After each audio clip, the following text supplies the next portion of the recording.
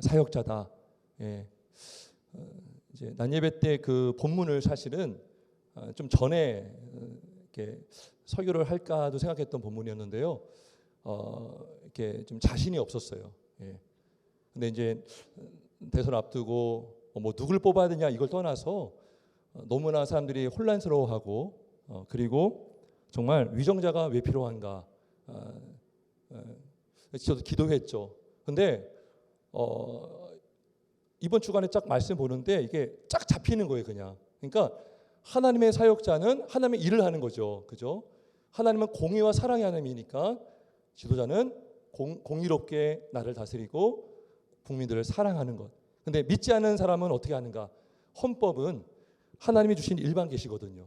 예. 제가 이번에 헌법을 쭉 보니까요, 그러니까 성경은 아니지만 헌법이 자연법이기 때문에 성경의 그 창조적인 사상을 그대로 잘 담고 있습니다. 예. 그래서 또 다행히도 헌법에 대통령은 헌법을 수호해야 된다. 수호를 책임져야 된다.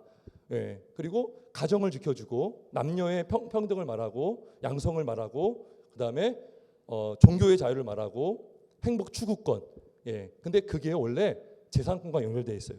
예. 그래서 재산 본인이 어떤 소유를 함으로 인해서 또 소유를 추구함으로 그것이 우상이 되면 안 되지만 행복을 추구하게 된다. 그래서 독립선언문에서는 행복을 추구할 권한을 누구도 빼앗을 수 없고 양도할 수 없다라고 됐는데 그게 나중 헌법에 명시되면서 재산권과 연결이 되더라고요. 예, 그래서 우리가 오늘 오전에 말씀을 나눴고요.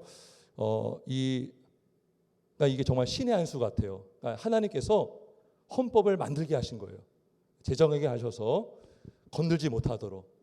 근데 이거를 막 지금 바꾸려고 하는 움직임이 있잖아요. 교회가 있기 때문에 이거를 쉽게 못 바꾸는 거죠. 2007년도부터 몇 번 지금 이 차별금지법에 관련된 이 젠더에 관련된 법안이요 6개인가 돼요. 자꾸 바꾸는 거예요. 근데 그 안에 일부를 개정하는데 그게 뭐냐면 양성에서 양을 없애거나 그렇게 겸허하게 지금 바꾸려고 하는 움직임들이 항상 있다는 것입니다. 근데 이렇게 성 이슈가 결국 무엇을 문제시키냐면 가정을 해체시키고 그다음에 또 교회를 해체합니다. 교회. 예. 여러분 예수 믿는 사람은 누구의 자손입니까? 언약의 자손이거든요. 하나님이 아브라함과 언약 맺으실 때에 아브라함과 그의 후손들과 함께 언약을 맺었죠. 그죠? 그러니까 아브라함이 하신 언약의 약속은 앞으로 태어날 언약의 자손들과도 맺은 거죠. 그죠? 우리가 그래서 유아 세례 주는 이유가 뭐예요? 언약의 자손임을 우리가 믿고 그리고 언약의 자손으로 키우기로 우리가 그 책임을 부여받는 거죠. 성경적으로 양육해서. 근데요, 가정이 무너지면 자녀가 온전히 나올 수 없어요. 그래서 성경적인 가정이 이루어질 수 없습니다. 감사하게도 아직까지는 헌법이 요 혼인과 가족의 그 내용을 잘 명문화되었어요. 근데요, 이 건강가정기본법이라는 것이 지금 가족을 제외시켜야 된다. 이 단어까지 빼야 된다라고 주장하고 있는 상황입니다. 예. 자, 제가 이 말씀을 들었냐면 오늘 설교와도 연결이 되는데요. 그 PPT 하나 보겠습니다. PPT.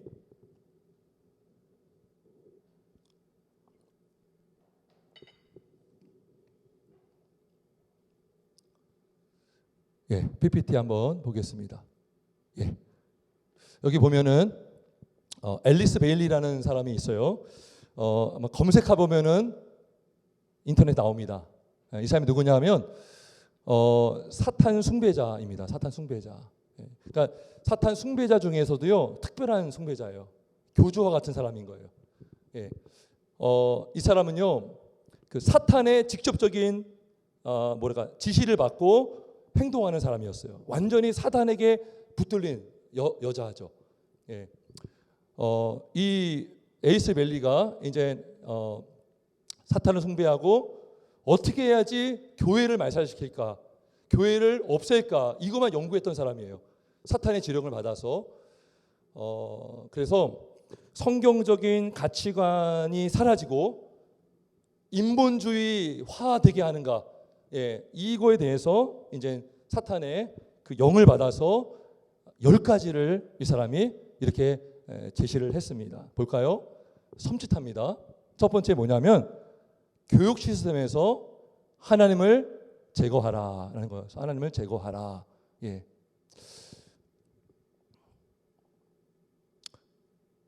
그러니까 교육 시스템에서 하나님을 제거하라.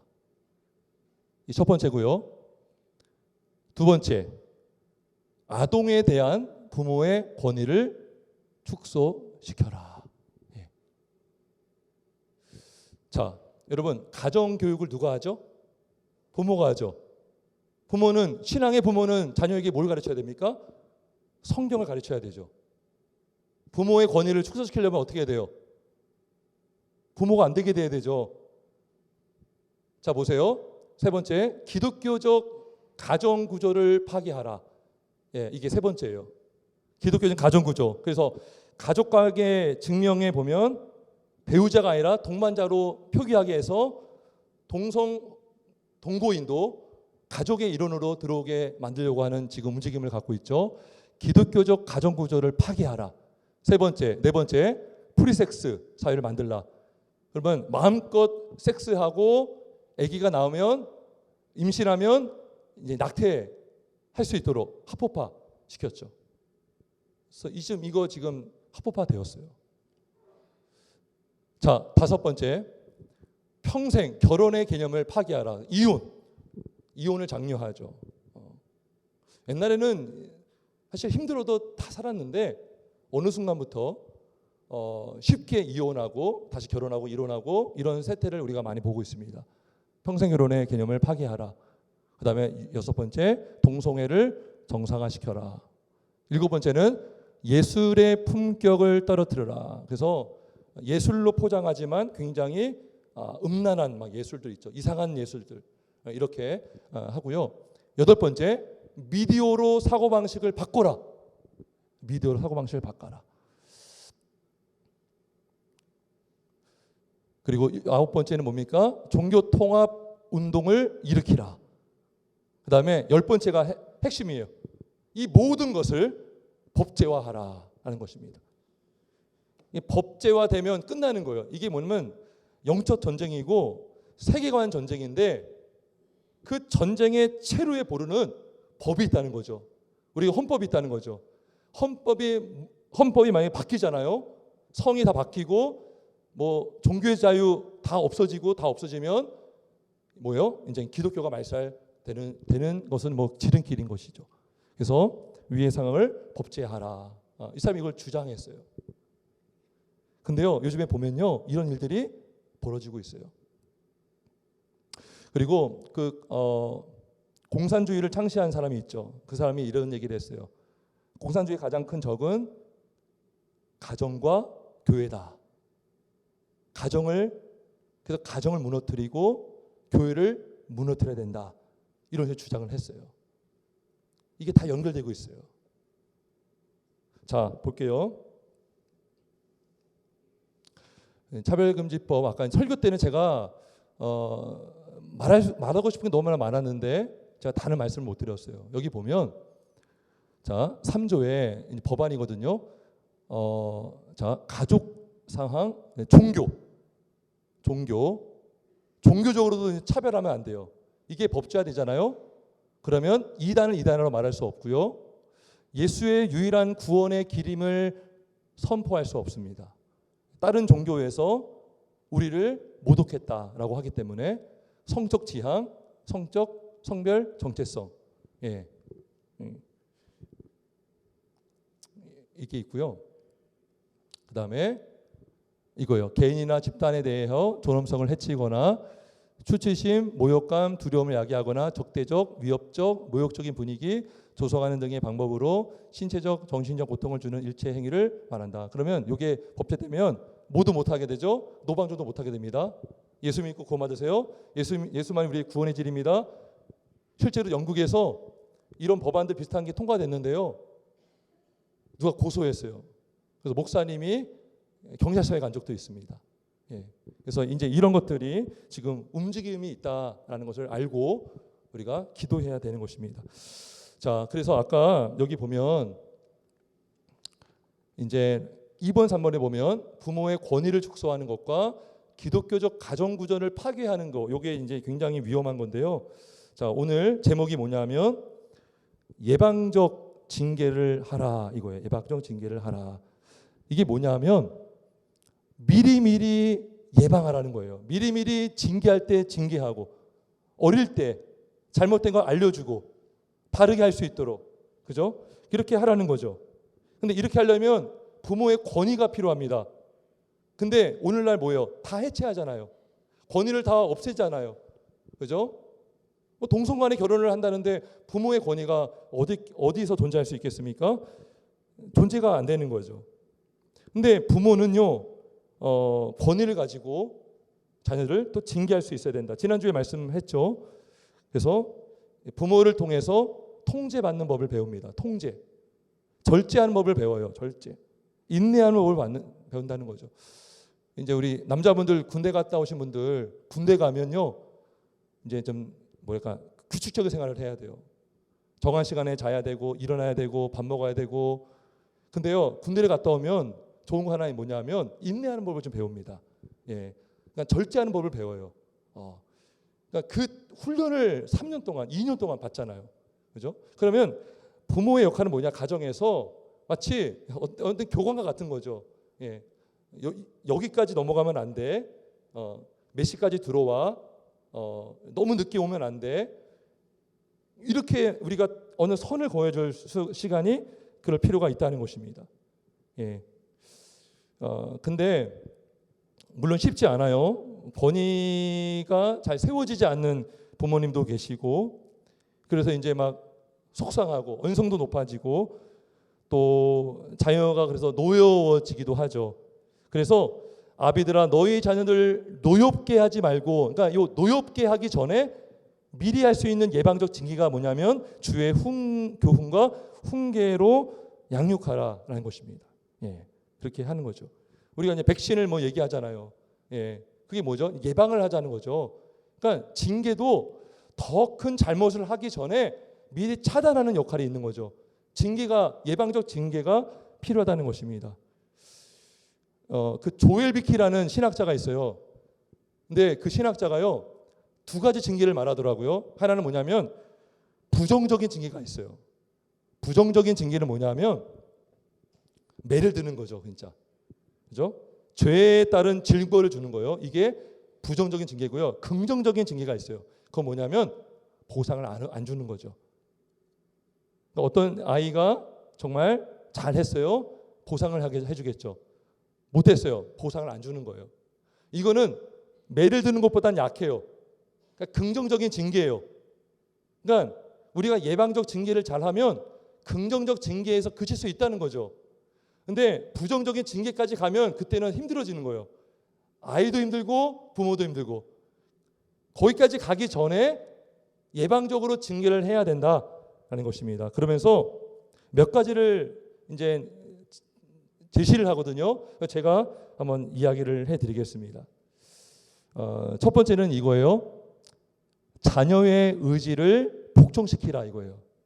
자녀의 의지를 복종시키라. 이거는 자녀의 길을 꺾는다는 것이 아니에요. 꺾으면 안 돼요. 자녀의 의지를 복종시킨다는 것은 부모의 권위의 중요함을 알려주고, 그리고 정말 원칙을 가지고 사랑하는 마음으로 이제 훈계하고 그 의지를 때로는 통제할 수 있다는 것이죠. 여러분, 요한 웨슬리라는 목사님이 있어요. 요한 웨슬리. 그 감리교를 창시한 아주 훌륭한 부흥사입니다. 목사님이고, 그리고 그 요한 웨슬리의 형제가 있어요. 찰스 웨슬리. 제가요 오늘 낮 예배 때 여러분 그 찬양했죠. 만입이 내게 있으면, 그거를 누가 만들었냐? 찰스 웨슬리 목사님이 만들었어요. 그 다음에 우리가 오늘 오후 예배 때 부른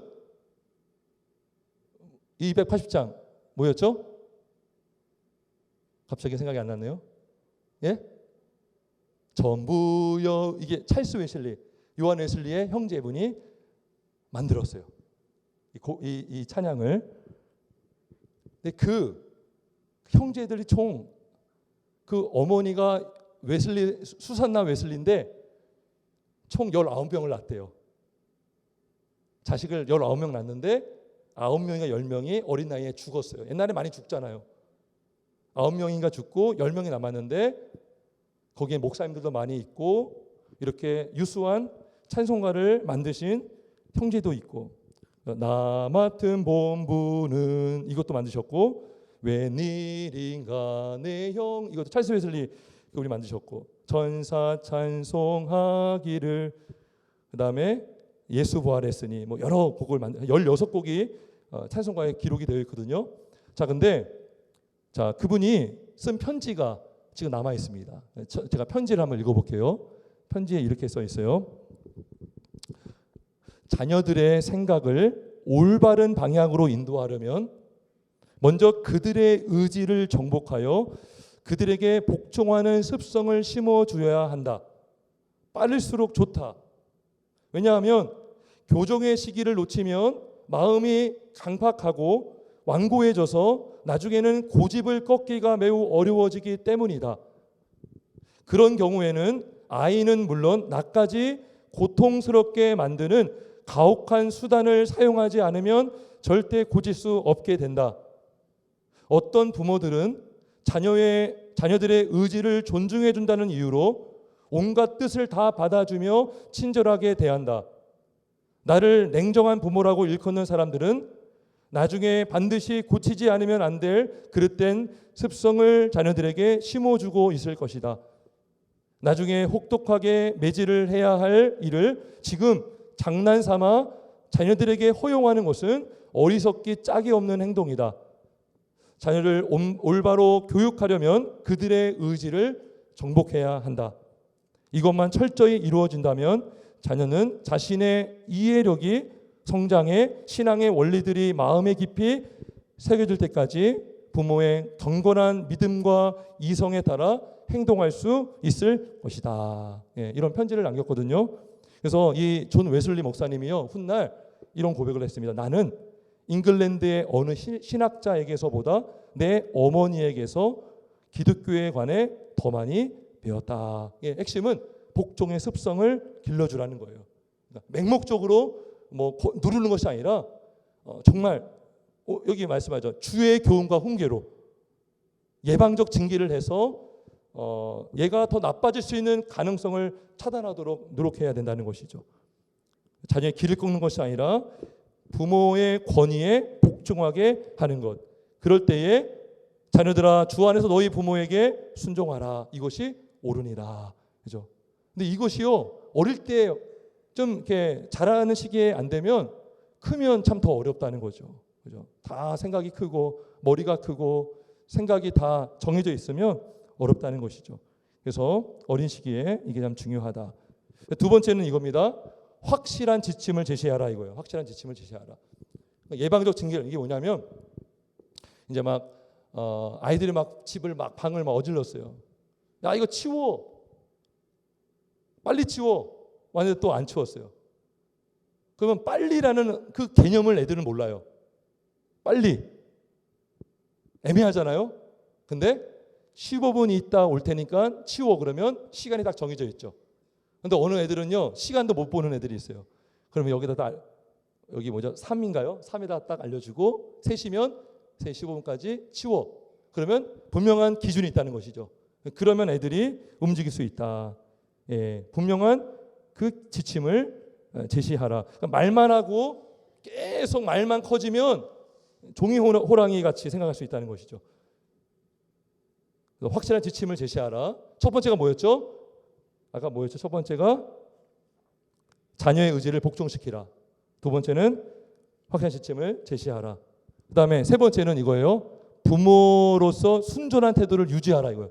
순전한, 그러니까 한결같은 모습을 보여주라 이거예요.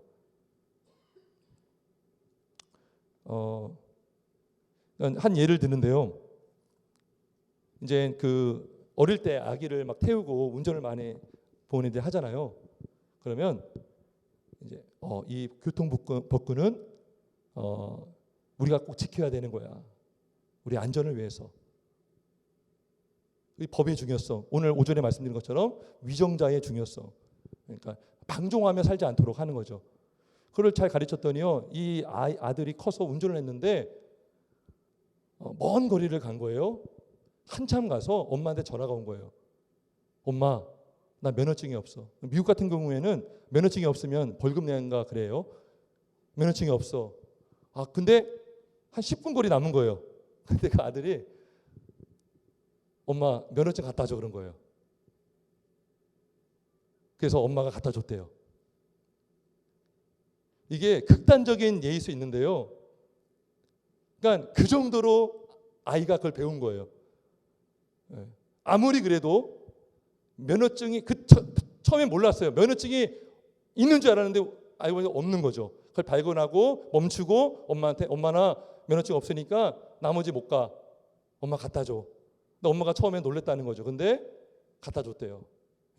그래서 그런 예를 들면서 부모가 정말 가르치는 것에 합당하게 살 때에 자녀들이 배울 수 있고, 그래서 자녀들은요 부모의 위선을 가장 잘 압니다. 아이들이요 정말 잘 집어낼 때가 있어요. 그런 경험을 한 적이 있어요. 손주들도 그렇잖아요. 엄마, 왜 엄마 그때 그랬는데 왜 그래? 할머니, 왜 그러세요? 그때는 안 그랬는데 왜 말이 틀려요? 뭐 이렇게 우리 양심을 딱 집어낼 때가 있다는 것이죠. 근데 이게 좋은 거예요. 이게 좋은 거예요. 그러니까 저는 목사로서 최대한 우리 성도님들한테 진리를 증거하고 바른 판단을 할 수 있도록 저는 전하는 게 목적이에요. 여러분들이 영적으로 깨어나는 게 목적이에요. 여러분들이 분별할 수 있는 것, 그죠? 그래야 되지 않겠습니까? 그런 부모가 돼야 된다는 거죠. 설령 자녀로부터 부끄러운 말을 들을지언정 오히려 그건 부모가 잘 가르친 거죠. 그죠? 그렇게 돼야 된다는 것입니다. 네 번째는요, 질문을 던지라예요. 질문을 던지라. 그래서 사소한 질문을 하더라도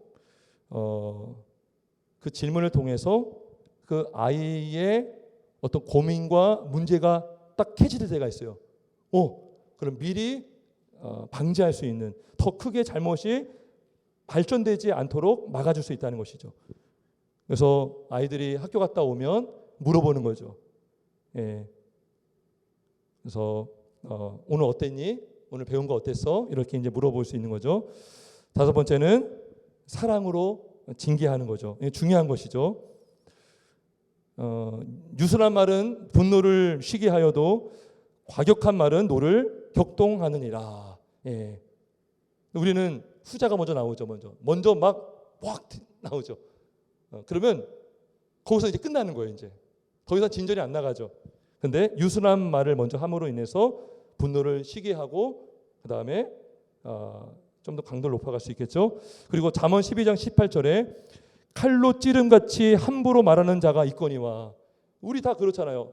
자식도 그렇고 부모도 그렇고 함부로 말해. 막 함부로. 얘 너는 왜 그 모양이냐? 막 그렇게 막 비교하고 남과 비교하고.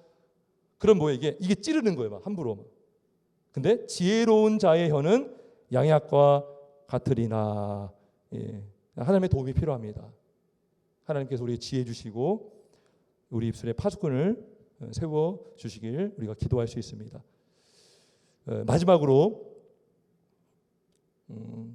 이 부부는 징계와 사랑에 대해서 서로 의견을 나누고 합의를 도출해야 된다. 이게 뭐냐면요,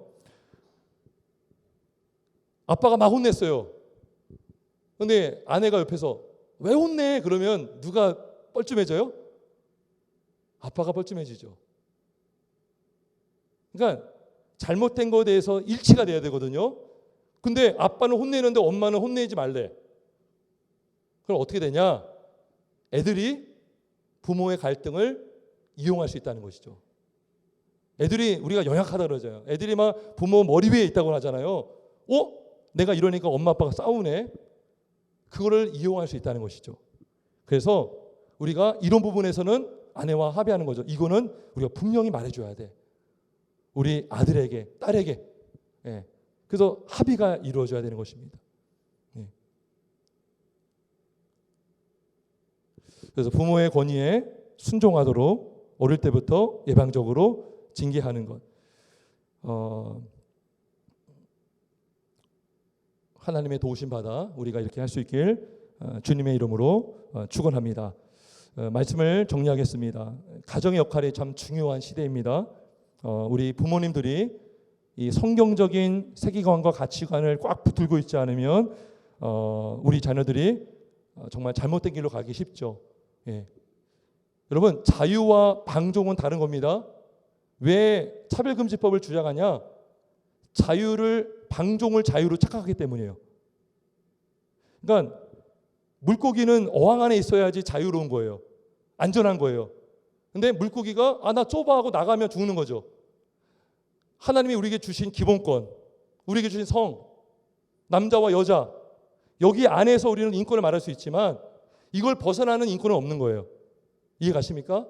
예. 그래서 이걸 우리가 분명히 알아야 되고 가르쳐야 되고, 그리고요, 요즘 막 이게 후보들이 막 저출산 문제 이렇게 막 공약을 제가 저도 봤는데요. 저는 그렇게 생각해요. 이 성에 대한 성경에서 말하는 가정에 대한 것을 분명히 알지 못하면, 우리가 왜 결혼해야 되고 우리가 왜 자식을 낳아야 되는지를 성경적으로 우리가 정말 믿지 못하면 온전한 대안은 나올 수가 없다. 단순히 돈을 투자하고 예산을 확장한다 해도 사실 여러분, 돈 많은 사람들이 아기 많이 납니까? 돈 많으면요 더 아기 안 낳더라고요. 제가 보면 한 명 나 잘 살아야겠다. 그러니까 이 돈의 문제가 아닌 것 같아요. 예. 이거는요 가치관의 문제예요. 성경은 말씀하잖아요. 생육하고 번성하라. 예. 여러분, 2040년도 초반에 현재 그 군인 수가요 지금 한 33만 명인데 2040년도에는 12만 명까지 축소한다고 합니다. 예. 그리고 생산 연령 인구가 있는 50년 후에 반토막 나고, 초등 인구 10년간 42% 감소하고 20년간 51% 감소. 그리고 2021년도 출산율이 0.86%인데 2025년도 3년 뒤에는 0.61%까지 떨어진다고 합니다. 저는요 이게 다 여기랑 연결된 것 같아요. 여기 요거. 그죠? 가정 구조를 파괴하라. 프리섹스 사회를 만들어라. 평생 결혼의 개념을 파괴하라. 계속 이혼하는데 어떻게 아기를 낳아요? 동성끼리 결혼하면 어떻게 아기 낳아요? 위의 사항을 법제하라. 우리가 정말 기도해야 되는 것입니다. 하나님께서 우리나라를 국률을 베풀어 주시고 기도함으로 다시 일어나는 우리 모두의 가정이 되기에 주님의 이름으로 축원합니다. 예, 우리 찬송 부르겠습니다.